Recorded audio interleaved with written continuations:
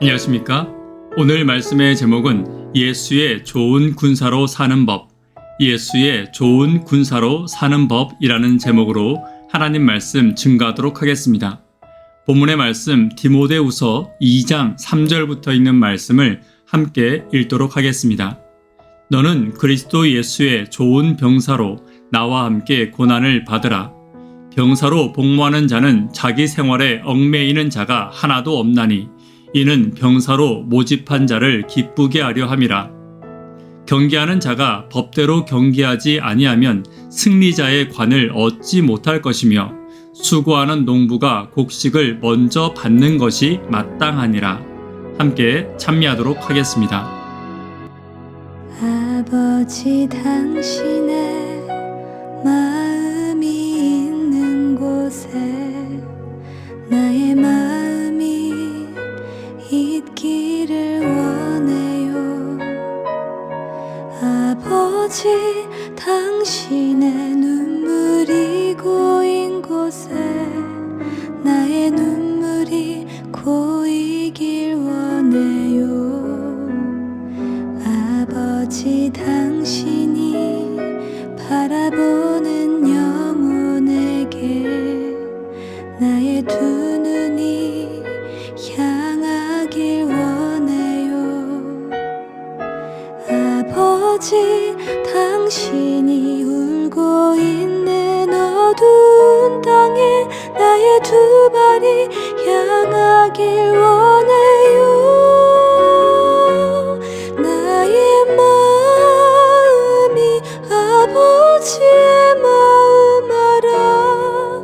내 모든 뜻 아버지의 뜻이 될 수 있기를 나의 온몸이 아버지의 마음 알아. 내 모든 삶 당신의 삶 되기를. 화면에 파란색 글씨로 나오는 예수의 좋은 병사와 경계하는 자, 수고하는 농부는 전부 하나님께서 주신 사명을 위해 최선을 다하는 자들의 모습을 말하고 있습니다. 나라를 지키는 군인과 같이, 최선을 다하여 경기에 임하는 선수와 같이, 땀 흘려 열매를 향해 달려가는 농부의 모습과 같이 그리스도께 받은 사명을 이루기 위해 달려가는 성도의 모습을 보여주고 있는 것입니다. 그렇다면 사명을 위해 달려가는 병사가 그 사명을 이루기 위해서는 어떻게 해야 할지 함께 살펴보도록 하겠습니다. 첫 번째는 고난에 함께 참여해야 합니다. 3절입니다. 너는 그리스도 예수의 좋은 병사로 나와 함께 고난을 받으라. 병사는 전쟁을 치르는 사람입니다. 최선을 다해 전쟁에서 승리하는 것이 그의 목적이며 그의 영광과 자랑은 전쟁이 다 끝난 후에 따라오는 보상일 뿐입니다. 예수의 병사는 예수와 함께 영광이 아니라 먼저 고난에 참여해야 합니다. 칭찬과 인정보다 먼저 고난을 향해 나아가야 하는 것입니다. 그리스도의 고난은 섬김과 희생과 사랑의 고난이었습니다. 사람을 살피고 자신을 낮추고 지극히 작은 자라도 섬기기 위해 최선을 다하는 것이 예수님의 고난의 모습이었습니다.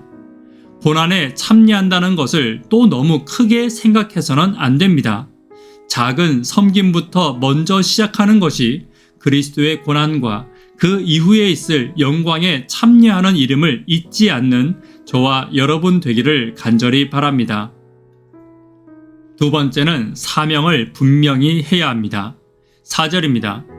병사로 복무하는 자는 자기 생활에 얽매이는 자가 하나도 없나니 이는 병사로 모집한 자를 기쁘게 하려 함이라.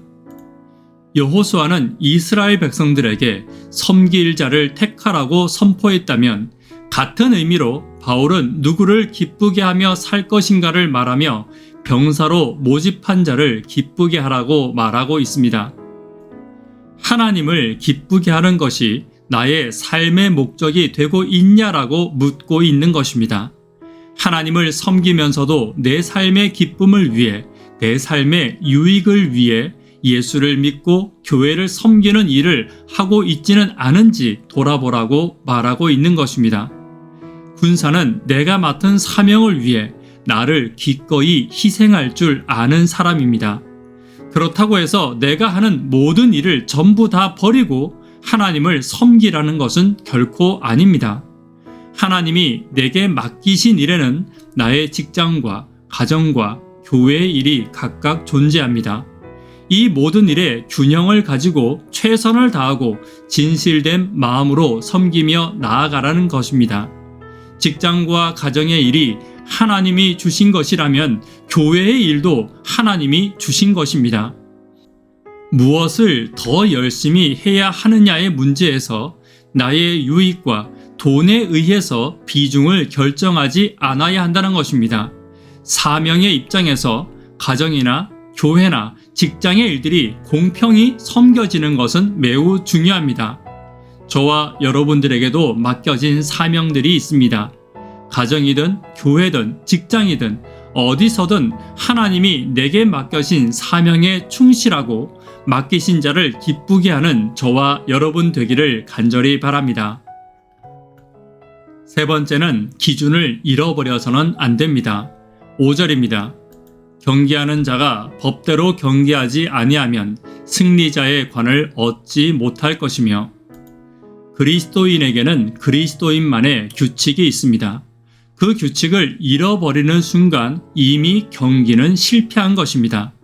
혹 내가 그리스도인의 규칙에서 실패하고 있다면 돌아서서 다시 시작하기를 간절히 바랍니다. 그리스도인으로 살아가야 하는 삶의 원칙과 기준을 결코 잊지 않아야 합니다. 악한 마귀는 우리를 규칙 밖으로 끌어내려고 노력하고 있습니다. 이기적으로 살기를 바라고 있고 이익과 돈에 의해 사명의 기준을 바꾸려고 노력하고 있습니다. 세상 모든 사람들이 모두 이기적이고 자기의 유익을 위해 살지라도 세상의 규칙이 아닌 하나님이 주신 기준을 지키는 것이 그리스도인임을 결코 잊지 않는 저와 여러분 되기를 간절히 바랍니다. 네 번째는 하늘의 축복을 믿고 살아야 합니다. 6절입니다. 수고하는 농부가 곡식을 먼저 받는 것이 마땅하니라.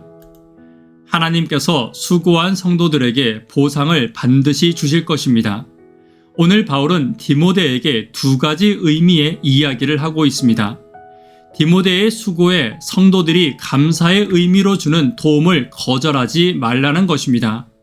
하나님은 성도들의 손을 통해 디모데를 채워주고 있음을 기억하라는 의미입니다. 또 다른 의미는 디모데의 수고를 하나님께서 알고 계신다는 것입니다. 수고하는 자들에게 하나님께서 먼저 축복하시는 것이 당연하다는 의미입니다. 지금도 마찬가지입니다. 하나님께서 지극히 사랑하는 교회와 성도를 돌아보고 그들을 구원하는 일에 애쓰고 최선을 다하는 성도들을 하나님께서 결코 홀로 내버려 두지 않으실 것입니다. 그리고 그들을 채우기 위해 성도들을 통하여 또한 하늘의 축복으로 지금도 애쓰고 힘쓰고 계심을 결코 잊지 않는 저와 여러분 되기를 간절히 바랍니다. 말씀의 결론 맺도록 하겠습니다. 예수의 좋은 군사로 사는 법을 함께 살펴보았습니다. 고난에 함께 참여해야 합니다. 사명을 분명히 해야 합니다. 기준을 잃지 않아야 합니다. 하나님의 채우심을 거절하지 않고 하늘의 축복을 누릴 수 있어야 합니다. 오늘도 저와 함께 하나님의 귀한 병사로 함께 승리하며 살아가시는 저와 여러분 되기를 간절히 바랍니다. 기도 제목 함께 나누도록 하겠습니다. 구도자들을 위해서 기도해 주십시오. 하루 10분 하나님과 동역하기를 위하여, 교회의 청년, 학생, 어린이들을 위하여, 환우분들을 위해서 기도 부탁드립니다. 예수의 좋은 군사로 사명을 감당하는 자가 되기를 위해서 깊이 기도 부탁드립니다. 이 시간 개인적으로 기도하시고 새벽 기도회를 마치도록 하겠습니다. 감사합니다.